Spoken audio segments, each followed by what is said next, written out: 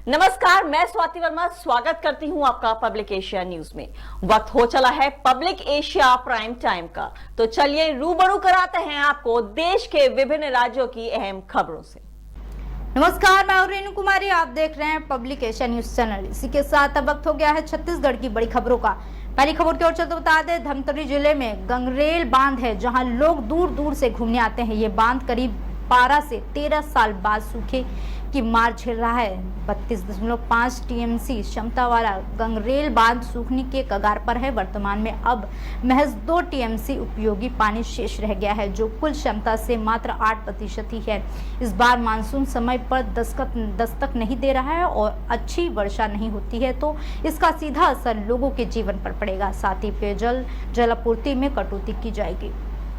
और अगली खबर की ओर चलते बता दें, छत्तीसगढ़ शासन के श्रम विभाग की ओर से विभिन्न अनुसूचित नियोजन में कार्यरत श्रमिकों के लिए 1 अप्रैल 2024 से परिवर्तनशील महंगाई भत्ता निर्धारित की गई है। अब श्रमिकों के लिए 1 अप्रैल 2024 से 30 सितंबर 2024 तक न्यूनतम वेतन की दरें निर्धारित की गई हैं। इसमें कुशल अश्रमिक वर्ग के लिए प्रति माह 10,900 रुपये और ब वर्ग के लिए 10,640 रुपये और स वर्ग के लिए 10,380 रुपये निर्धारित की गई है। और अगली खबर की ओर चलते बता दें, छत्तीसगढ़ के बीजापुर में बुधवार को मुठभेड़ में सुरक्षा बलों ने 2 नक्सलियों को ढेर कर दिया। मारे गए नक्सलियों की पहचान 8 लाख रुपए की नामी डिवीजन कमेटी सदस्य 36 वर्षीय मन्नाली पदम और 2007 में दंतेवाड़ा जेल ब्रेक के आरोपियों के 1 लाख के इनामी नक्सली गुंडा कोडा मिलिशिया कमांडर 40 वर्षीय मंगलू कुंडियन के रूप में की गई है।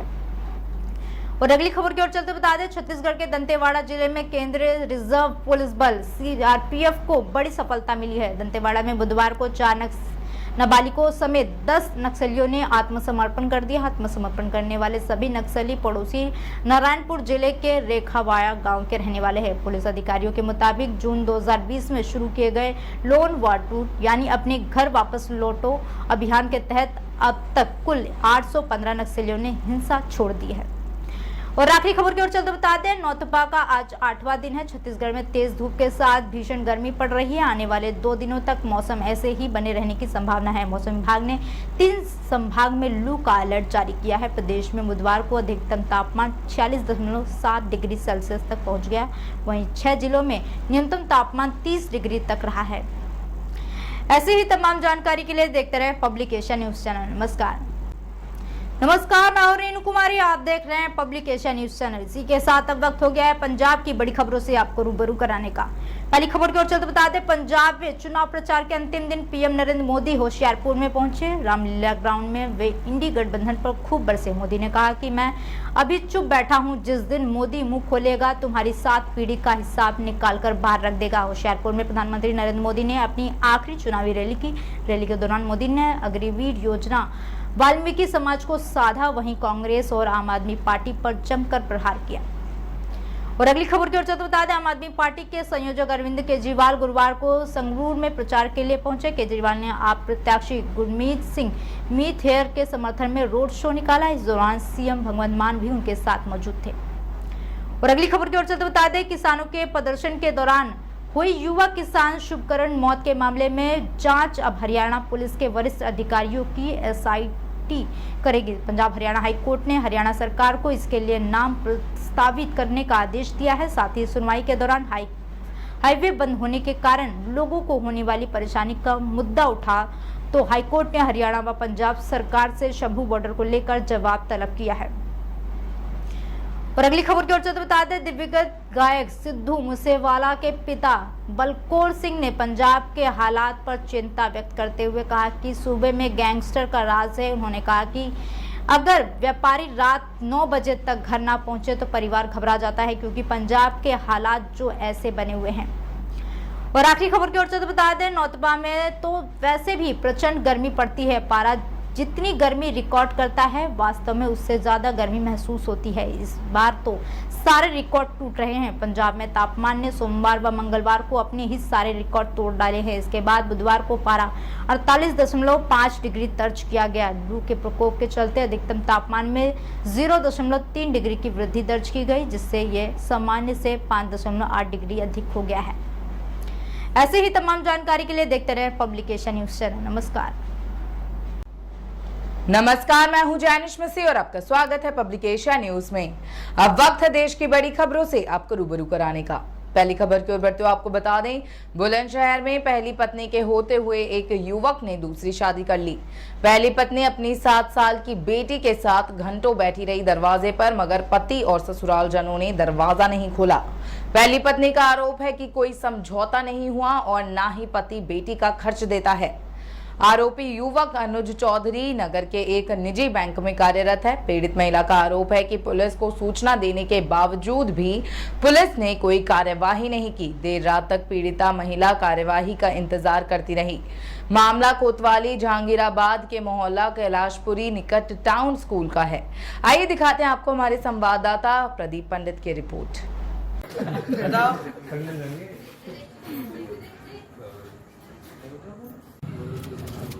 क्या नाम है आपका? महिमा चौधरी। महिमा जी, आप यहाँ जहांगीराबाद आई हुई हैं, कॉलोनी में यहाँ दरवाजे पर बैठी हैं, क्या मामला है ये? मामला ये है कि मेरी शादी 2014 में हुई थी। ये मेरी लड़की है 7 साल की। इसने दूसरी शादी कर रखी है, इस घर में रख रहा है उसको, जिससे उसके बालक हो गया है। ना इसने मेरे से वो फैसला करा, कोर्ट केस चल रहा है मेरे से। 1 रुपया देता नहीं है मेरे को खर्चे के, ना लड़की के देता ये, और अपना मजे में शादी आपकी कब हुई थी शादी? 2014 में। अब आप यहाँ आई हो अपने पति के पास, क्या कहते हैं ये ऐसे कहते हैं कि मेरे से फैसला ही नहीं करा कि मैं अच्छे रखूंगा, लड़की ऐसी रखूंगा। कहाँ की रहने वाली हैं आप? मैं गाजियाबाद की रहने वाली हूँ। और आपके पति? पति मेरे खुर्जा के, फिरोजपुर गाँव के। अब क्या कह रहे हैं पति आपके लिए? अब गेट ही नहीं खोल रहे। 4 घंटे से बैठी हूँ मैं घर के सामने। घर में अंदर वो लड़की भी है जिससे शादी हो रखी है, उसका बालक भी है, यहाँ तक कि मेरी सास भी अंदर है, एक मेरी भांजी है वो भी अंदर है, कई सारे लोग हैं अंदर। गेट नहीं खोला उन्होंने। पुलिस को शिकायत करी है इस मामले में? पुलिस को शिकायत मैं सुबह करके आई थी। मैंने उनको बोला था कि मुझे बात करनी है, मेरी बात करा दो। उन्होंने सीधा मना कर दिया। क्या कहा कि था? हम नहीं बात करवा रहे तुम्हारी। अच्छा, क्या चाहती हैं आप? मैं ये चाहती हूँ कि गेट खोले पहले तो, और मेरे से बात करे। पति का क्या नाम है आपका? मेरे पति का नाम है अनुज कुमार। कहाँ जॉब करते हैं वो वर्तमान वो में? एक्सिस बैंक में करते हैं, जहांगीराबाद में।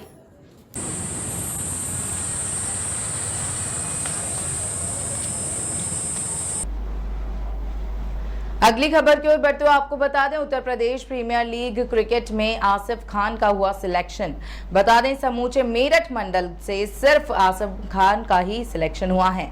लखनऊ सिटी में बोली के माध्यम से आसिफ का सिलेक्शन हुआ। 35 वर्षीय आसिफ खान के सिलेक्शन के बाद आसिफ का हुआ जोरदार स्वागत। क्रिकेट प्रेमियों में खुशी का माहौल रहा।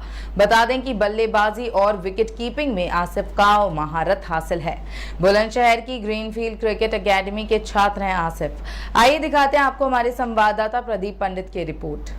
ओके, नेक्स्ट प्लेयर है आसिफ खान, जो कि 35 साल के हैं एंड टाइप इनका बेटर। यस सर, सभी लोग रेडी हैं? किसी ने लगाया तो नहीं? बैक साइड से हाथ उठ रहा है किसी का? एनीवन? ओके, माला पहन लो।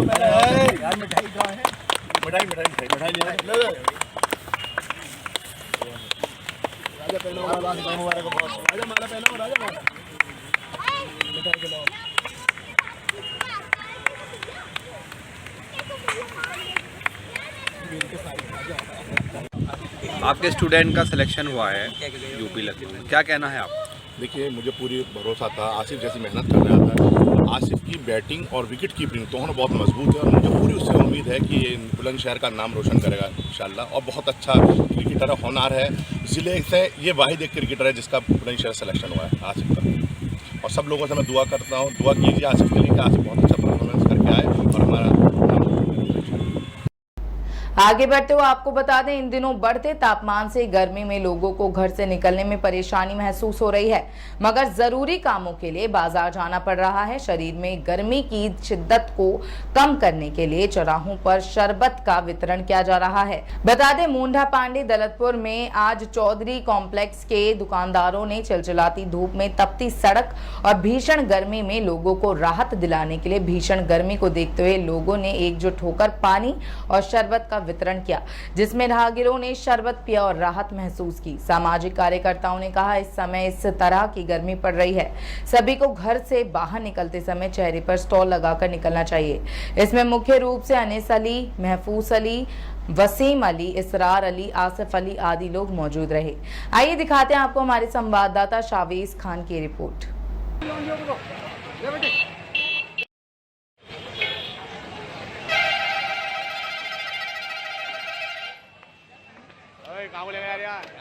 नाम है आपका?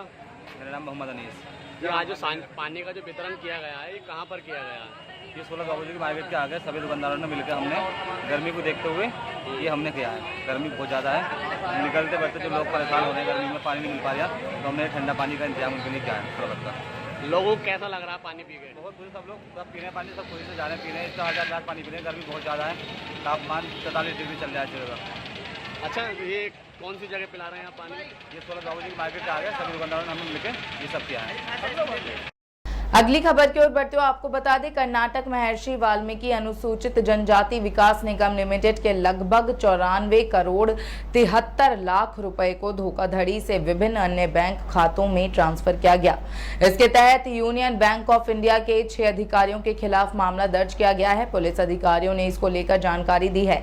ये कार्यवाही रविवार को निगम के एक अधिकारी के आत्महत्या करने के बाद हुई है। मरने से पहले अधिकारी ने एक नोट छोड़ा था, जिसमें उन्होंने प्रबंध निदेशक जे.जी. पद्मनाभ, लेखा अधिकारी परशुराम जी दुरु गन्नावर और यूनियन बैंक ऑफ इंडिया के मुख्य प्रबंधक सुचिस्मिता रावल का नाम लिया था। अगली खबर की ओर बढ़ते हुए आपको बता दें, अनंत अंबानी और राधिका मर्चेंट की शादी की तारीख और जगह की जानकारी सामने आई है। मुकेश अंबानी के छोटे बेटे की शादी 12 जुलाई को मुंबई के बीकेसी स्थित जियो वर्ल्ड कन्वेंशन सेंटर में होगी। शादी पारंपरिक हिंदू वैदिक रीति से की जाएगी। मुख्य विवाह समारोह शुक्रवार 12 जुलाई को शुभ विवाह समारोह के साथ शुरू होंगे। शनिवार 13 जुलाई को शुभ आशीर्वाद का दिन होगा। रविवार 14 जुलाई को मंगल उत्सव या वेडिंग रिसेप्शन होगा। ऐसे ही तमाम खबरों के लिए देखते रहें पब्लिक एशिया न्यूज। धन्यवाद। नमस्कार, मैं स्वाति वर्मा स्वागत करती हूं आपका पब्लिक एशिया के स्पोर्ट्स बुलेटिन में। हार्दिक पांड्या ने स्लेजिंग में दिनेश कार्तिक को भी नहीं बख्शा। स्टार विकेटकीपर बैटर ने बताया दिलचस्प किस्सा। आरसीबी टीम के विकेटकीपर बैटर दिनेश कार्तिक ने एक बड़ा खुलासा किया है। उन्होंने बताया कि मुंबई इंडियंस के कप्तान हार्दिक पांड्या ने आईपीएल 2024 में आरसीबी की आखिरी मैच में उन्हें कई बार स्लेज किया। कार्तिक ने इस दौरान अपने पूरे क्रिकेट के अलग अलग स्लेजिंग को याद किया और कहा कि हार्दिक पांड्या और विराट द्वारा किए गए स्लेजिंग उनके पसंदीदा है। रुक करते हैं अगली खबर की ओर, जहां विराट कोहली की आलोचना करने पर मौत की धमकी मिली है उन्हें। मशहूर क्रिकेटर कमेंटर ने किया है ये बड़ा खुलासा। विराट कोहली दुनिया के सर्वश्रेष्ठ बल्लेबाजों में से एक हैं। कोहली की आलोचना करने का मतलब है कि भारतीय फैंस को नाराज करना। मशहूर कमेंटेटर ने बताया कि उन्हें विराट कोहली की आलोचना करना बहुत भारी पड़ गया, क्योंकि इसकी वजह से उन्हें जान से मारने की धमकी मिली थी। लोकप्रिय कमेंटेटर ने साथ ही ये भी कहा कि उन्होंने कभी भी कोहली पर निजी हमला नहीं किया है। रुक करते हैं तीसरी खबर की ओर, जहां पर आर प्रज्ञानंदा ने रचा है इतिहास। वर्ल्ड नंबर 1 मैग्नस कार्लसन को क्लासिकल चेस में दी है मात। भारतीय ग्रैंड मास्टर रमेश बाबू प्रज्ञानंद ने वर्ल्ड नंबर 1 मैग्नस कार्लसन को हराकर अपना पहला क्लासिकल गेम में जीत हासिल की है। नॉर्वे चेस टूर्नामेंट में 18 साल के भारतीय ने कार्लसन को पटखनी दी है और टूर्नामेंट के तीसरे दौर में अपनी पहली जीत दर्ज की है। नॉर्वे चेस टूर्नामेंट में आर प्रज्ञानंद ने तीसरे राउंड के बाद 5.5 अंक के साथ ये जीत हासिल की। रुक करते हैं अगली खबर की ओर, जहां पर जो आ रही है ऋषिकेश एडवेंचर स्पोर्ट्स से, जहां पर लोगों को खूब पसंद आ रही है ये एक्टिविटी। 2 माह में 1.5 लाख पर्यटक उठा चुके हैं लुत्फ। ऋषिकेश में Kodiala मुनिकोर्ती eco tourism zone rafting के लिए प्रसिद्ध है। ऋषिकेश के कोडियाला मुनिकृति इको टूरिज्म जोन में इन दिनों बड़ी संख्या में पर्यटक राफ्टिंग करने पहुंच रहे हैं। पर्यटकों की पसंद का अंदाजा इसी बात से लगाया जा सकता है कि पिछले 2 माह में ही 1.5 लाख से अधिक पर्यटक गंगा में रिवर राफ्टिंग का लुत्फ उठा चुके हैं। रुक करते हैं अगली खबर की ओर, जहां पर विश्व रैकेट लॉन चैंपियनशिप में भारत की कप्तानी करेंगे विक्रमादित्य। विश्व रैकेट लॉन चैंपियनशिप का आयोजन नीदरलैंड में के रोटरडैम शहर में होगा।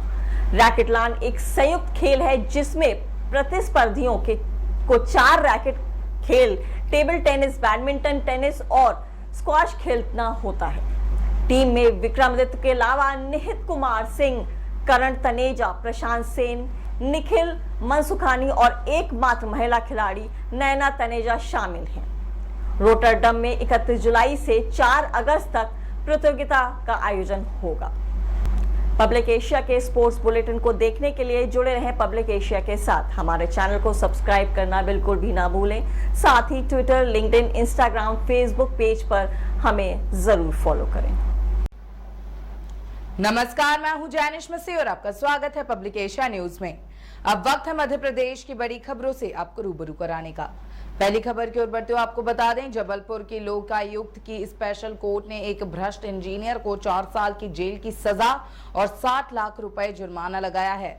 लोकायुक्त के विशेष न्यायाधीश अमजद अली की कोर्ट ने भ्रष्टाचार के आरोपी सिंचाई विभाग उमरिया में पदस्थ रहे असिस्टेंट इंजीनियर राजकुमार पांडे को भ्रष्टाचार का दोषी मानते हुए ये सजा सुनाई है। लोकायुक्त की ओर से विशेष लोक अभियोजक प्रशांत शुक्ला ने दलील दी कि आरोपी असिस्टेंट इंजीनियर राजकुमार पांडे के खिलाफ 12 नवंबर 2014 को अनुपातहीन संपत्ति का मामला दर्ज किया था।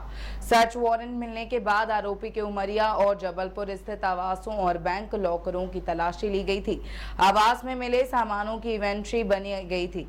साथ ही आवास और बैंक लॉकर में मिले जेवरों की जब्ती बनाई गई। अगली खबर की ओर बढ़ते हुए आपको बता दें, मंदसौर जिले की पिपलिया मंडी गायत्री शक्तिपीठ पर रहने वाली एक युवती ने बुधवार शाम को अपने घर में फांसी लगाकर आत्महत्या कर ली। युवती नर्सिंग करने के बाद फिजियोथेरेपी का कोर्स कर रही थी। इस बीच वो कुछ महीने से अपने दादाजी के यहाँ पिपलिया मंडी रह रही थी।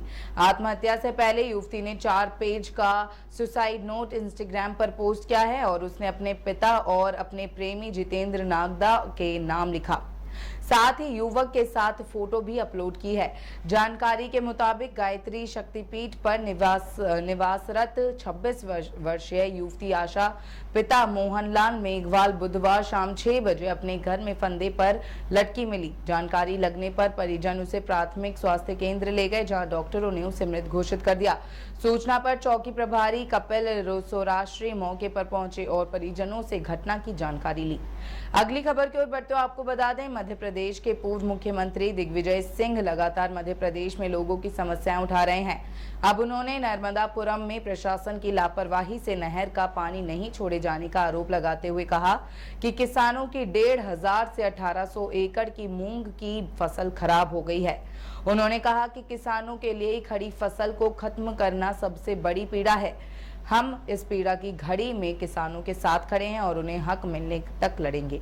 अगली खबर की ओर बढ़ते हुए आपको बता दें, इंदौर के धामनोद पुलिस थाने में आने वाले एक गांव की महिला ने अपनी शादी के 2 दिन बाद ही एक बच्ची को जन्म दिया। जब महिला के ससुराल वालों ने उसके प्रसव के बारे में पूछा तो उसने अपनी आपबीती सुनाई कि कैसे एक आरोपी ने शादी का झांसा देकर उसके साथ बार-बार रेप किया और बाद में शादी करने से इनकार कर दिया। आरोपी ने महिला से कहा कि वो पहले से शादीशुदा है और उसका एक परिवार है, इसलिए वो दोबारा शादी नहीं कर सकता। मामला सामने आते ही पुलिस ने संज्ञान लिया और आरोपी व्यक्ति को गिरफ्तार कर लिया। आरोपी की पहचान सराय गांव निवासी सुनील बघेल के रूप में हुई है। अगली खबर की ओर बढ़ते हुए आपको बता दें, मध्य प्रदेश के जबलपुर में जिला प्रशासन ने प्राइवेट स्कूल की शिक्षा माफिया से गठजोड़ पर कड़ा प्रहार किया है। प्रशासन की जांच से निजी स्कूलों की अवैध फीस वसूली और पुस्तक विक्रेताओं और प्रकाशकों के सांठ-गांठ के हर रोज नए तथ्य सामने आ रहे हैं। अब जबलपुर के डीएम दीपक सक्सेना ने एक और खुलासा किया है। कलेक्टर दीपक सक्सेना ने बताया कि किताबों में गड़बड़ी से जुड़ा एक ऐसा मामला पकड़ा गया है जिसमें प्रकाशक एक है, किताब का कंटेंट और लेखक भी एक है, लेकिन कीमत अलग अलग है। इससे अभिभावकों को किस प्रकार लूटा जा रहा है ये पता चलता है। ऐसे ही तमाम खबरों के लिए देखते रहें पब्लिक एशिया न्यूज। धन्यवाद। नमस्कार, मैं हूं जैनिश मसीह और आपका स्वागत है पब्लिक एशिया न्यूज में। अब वक्त है बिहार की बड़ी खबरों से आपको रूबरू कराने का। पहली खबर की ओर बढ़ते हुए आपको बता दें, बिहार को 9 तपा रहा है और शिक्षकों को उनके विभाग के चर्चित अधिकारी का आदेश। 42 से 48 डिग्री तापमान के बीच जब राज्य के अलग अलग जिलों के विद्यालयों में बच्चे, शिक्षक समेत 337 लोग बीमार हुए तो सीएम नीतीश कुमार ने एक आदेश जारी किया। इसमें स्पष्ट निर्देश दिया गया कि 1 से 8वीं कक्षा तक सभी सरकारी और निजी स्कूल, आंगनबाड़ी और कोचिंग बंद रहेंगे। आदेश जारी होने के बाद शिक्षा विभाग की ओर से नया आदेश जारी कर दिया गया। इसमें कहा गया कि 30 मई से 8 जून तक सभी विद्यालयों में शिक्षण कार्य बंद रहेंगे, लेकिन सभी प्रभारी प्रधानाध्यापक शिक्षक को स्कूल आना होगा। उन्हें सुबह 6 बजे से दोपहर 1:30 बजे तक स्कूल में रहना होगा। वहीं अगली खबर की ओर बढ़ते हुए आपको बता दें, गर्मी की रफ्तार तेज होने के साथ ही दुधारू पशुओं को परेशानी हो रही है। पशुपालन विभाग ने एडवाइजरी जारी कर दी है। इधर तिमुल में कलेक्शन कम हुआ है। विकल्प के तौर पर सूखा पाउडर के उपयोग की रणनीति बन रही है। जिला पशुपालन विभाग के अनुसार हीट वेव की वजह से पशुओं के दूध देने में करीब 20% की गिरावट आई है। पशुओं के दूध में कमी आने से पालकों को नुकसान हो रहा है। वहीं अगली खबर की ओर बढ़ते हुए आपको बता दें, विभागीय सख्ती के बावजूद शिक्षकों का अड़िग रवैया विभाग के लिए चुनौती बनता जा रहा है। नियमित जांच और वेतन कटौती के बाद भी लापरवाह शिक्षकों पर असर नहीं पड़ता प्रतीत हो रहा। जांच के दौरान आए दिन जिले के विद्यालयों में बिना सूचना के शिक्षक गायब पाए जाते हैं। ताजा मामला अररिया प्रखंड के उत्क्रमित मध्य विद्यालय बैरगाछी में सामने आया है। 26 मई को 12:10 पर विद्यालय में विभागीय अधिकारी ने जांच की। इस दौरान विद्यालय में पदस्थापित 15 शिक्षकों में आधा दर्जन उपस्थित पंजी में हाजिर बनाकर विद्यालय से गायब हो गए। विद्यालय में 5 शिक्षक मौजूद थे। कक्षा 10 के लिए एक भी बच्चे विद्यालय में उपस्थित नहीं थे। शिक्षकों में पठन पाठन में रुचि नहीं लेने की बात खुलकर सामने आई। डीईओ संजय कुमार ने जांच प्रतिवेदन मिलने के बाद मामले को गंभीरता से लिया और आधा दर्जन शिक्षकों का 1 हफ्ते तथा 5 शिक्षकों का 1 दिन का वेतन कटौती का आदेश दिया। वहीं अगली खबर की ओर बढ़ते हुए आपको बता दें, बिहार की राजनीति में इस लोकसभा चुनाव में तेजस्वी ने प्रचार के दौरान जहां मुद्दों की राजनीति कर अपनी अलग ही पहचान बनाई, वहीं उन्होंने ये भी साबित कर दिया कि वो लालू प्रसाद की राजनीति को आगे बढ़ाने के लिए पूरी तरह से परिपक्व और तैयार हो चुके हैं। चुनाव के दौरान सत्ता पक्ष के बड़े बड़े धुरंधर मैदान में उतरकर विरोधियों पर हमले बोल रहे थे। वैसे समय में नेता प्रतिपक्ष तेजस्वी यादव अंगद की तरह सियासत के इस मैदान पर डटकर खड़े रहे और उन्हें उन्हीं की शैली में घेरते दिखे। वहीं अगली खबर की ओर बढ़ते हुए आपको बता दें, भीषण गर्मी से बिहार में लोगों का हाल बेहाल है। इस बीच राज्यपाल और राज्य सरकार ने स्कूलों को बंद करने का निर्देश दिया है। आरा में भी डीएम ने 8 जून तक सभी स्कूल, कोचिंग और आंगनबाड़ी को बंद रखने के निर्देश दिए हैं। बता दें कि बिहार में सैकड़ों बच्चे स्कूल में पढ़ाई के दौरान बेहोश हो गए थे। ऐसी ही तमाम खबरों के लिए देखते रहें पब्लिक एशिया न्यूज। धन्यवाद। नमस्कार, मैं हूं रेणु कुमारी, आप देख रहे हैं पब्लिक एशिया न्यूज चैनल। इसी के साथ अब वक्त है दिल्ली की बड़ी खबरों का। पहली खबर की ओर चलते बता दें, नोएडा ग्रेनो एक्सप्रेसवे पर एक बार फिर से जान को जोखिम में डालकर खतरनाक स्टंट किया गया है। इसका वीडियो सोशल मीडिया पर वायरल हो रहा है। करीब 35 सेकंड के वीडियो में कार चालक ने एक्सप्रेसवे पर ट्रैफिक को रोकने के लिए मजबूर कर दिया। बता दें, इस मामले पर डीसीपी ट्रैफिक अनिल कुमार यादव का कहना है कि एक्सप्रेसवे पर बीच सड़क पर कार को गोल गोल घुमाकर स्टंट करते हुए देखकर वाहन चालक खुद ही रुक गए। इस वजह से आधे घंटे से अधिक समय तक सेक्टर 125 के पास जाम रहा। वहां से गुजर रहे लोगों ने इसका वीडियो बनाकर सोशल मीडिया पर अपलोड कर दिया। वह नोएडा कमिश्नरेट पुलिस व ट्रैफिक विभाग को टैग करते हुए कार्रवाई की मांग की। इसके बाद नंबर की पहचान कर ट्रैफिक विभाग ने 55,000 का चालान काटा है। कार से स्टंट करने वाले आरोपितों के बारे में पता लगाया जा रहा है, उनके खिलाफ भी कार्रवाई की जाएगी। और अगली खबर की ओर चलते बता दें, साहिबाबाद औद्योगिक क्षेत्र साइट 4 में मदन मोहन मालवीय मार्ग पर जूता बनाने की फैक्ट्री में बुधवार देर रात आग लग गई। सूचना पर साहिबाबाद स्टेशन से अग्निशमन की 2 गाड़ियां और वैशाली स्टेशन से 3 गाड़ियों के साथ टीम मौके पर पहुंची। बेसमेंट से फैक्ट्री परिसर में पहुंचे आग को दमकल कर्मियों ने 7 घंटे में काबू किया। बृहस्पतिवार तड़के तक मुख्य अग्निशमन अधिकारी व उनकी टीम मौके पर डटी रही।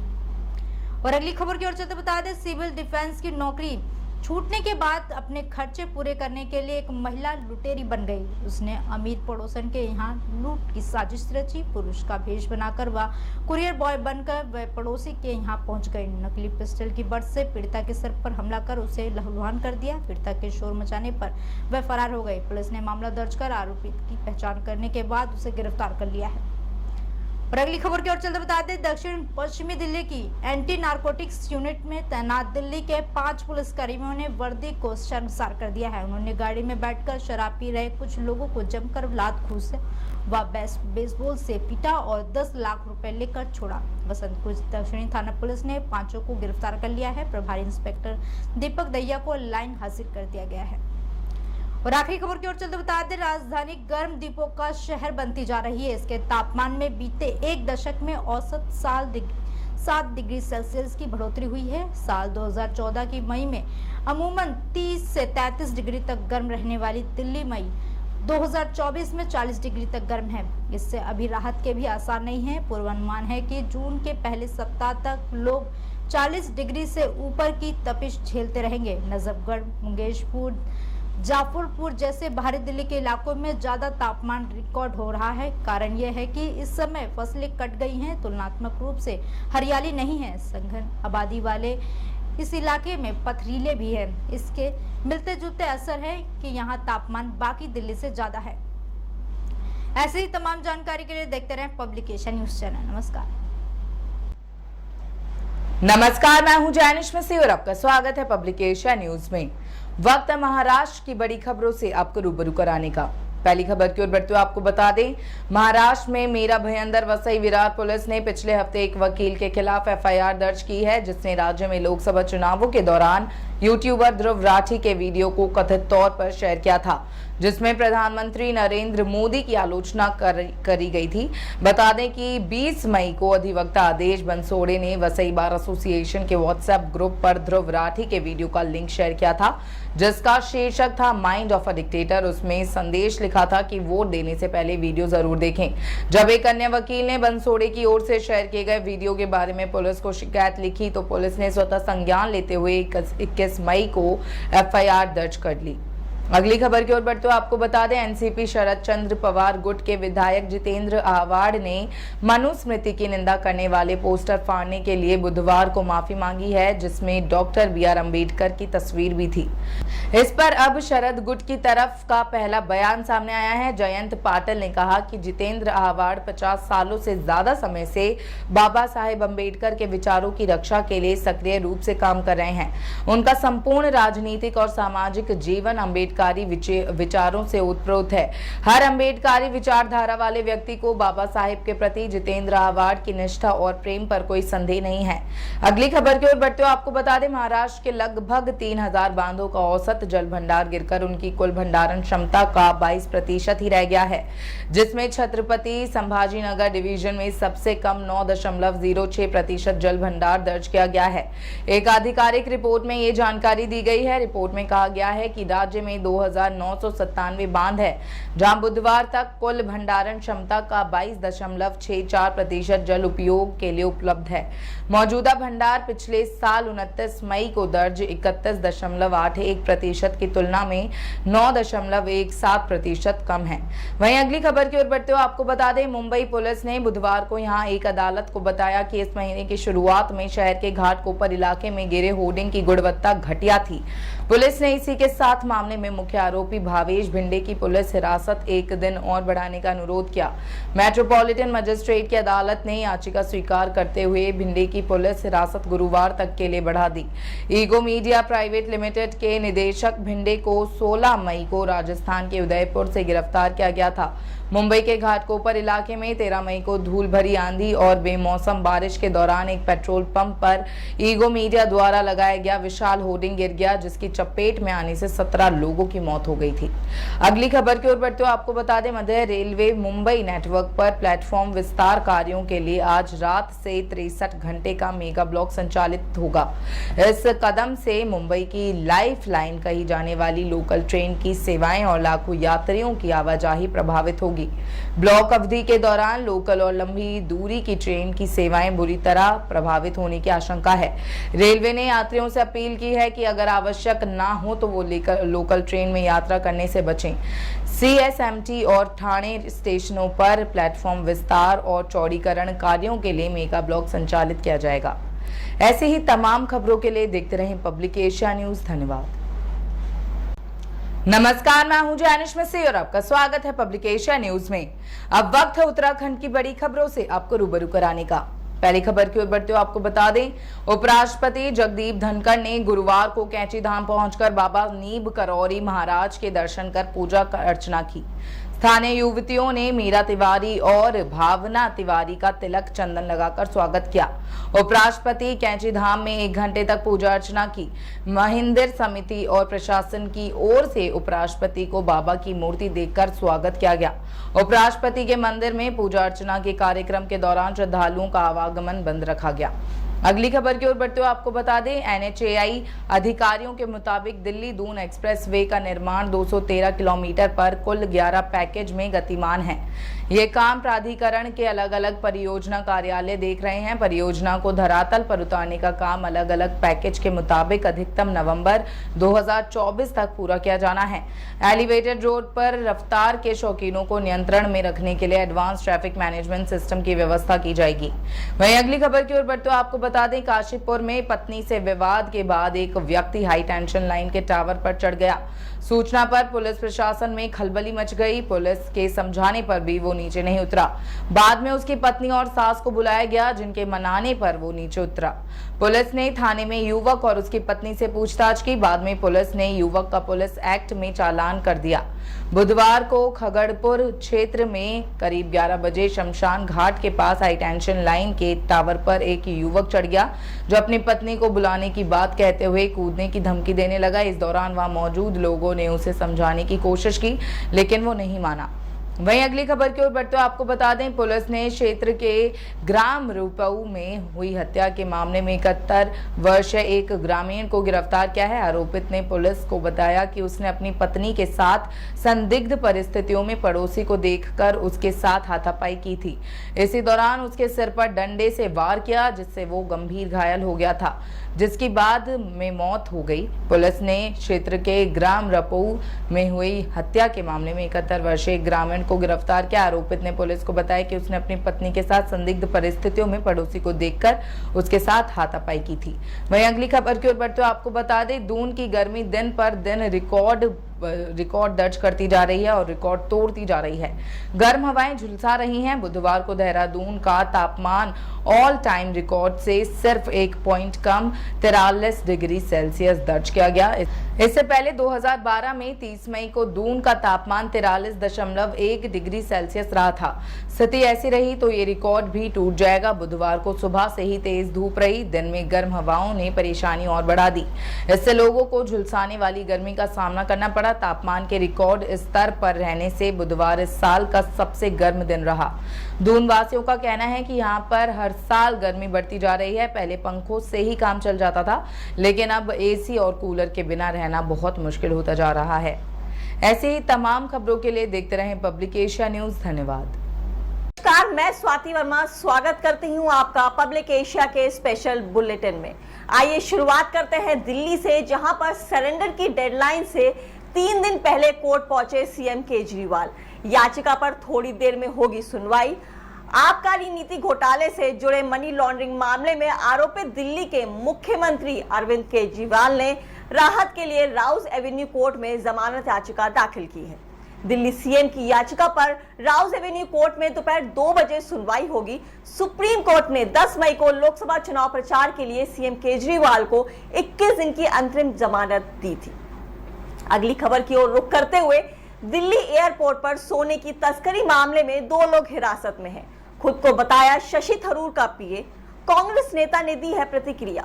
दिल्ली एयरपोर्ट पर सोने की तस्करी मामले में पकड़े गए आरोपी द्वारा खुद को शशि थरूर का पीए बताते जाने पर कांग्रेस सांसद ने अपनी प्रतिक्रिया दी है। उन्होंने कहा है, मैं किसी भी कथित गलत काम का समर्थन नहीं करता और मामले की जांच के लिए आवश्यक कार्रवाई करने के लिए अधिकारियों के प्रयासों का पूरा समर्थन करता हूं। कानून को अपना काम करना चाहिए। स्पेशल बुलेटिन की अगली खबर है उत्तर प्रदेश से, जहां लाखों का दहेज देने में आर्थिक स्रोतों की जांच क्यों नहीं की गई। हाई कोर्ट ने पूछा है ये सवाल। इस कुप्रथा के खिलाफ अभियान चलाने का दिया गया है निर्देश।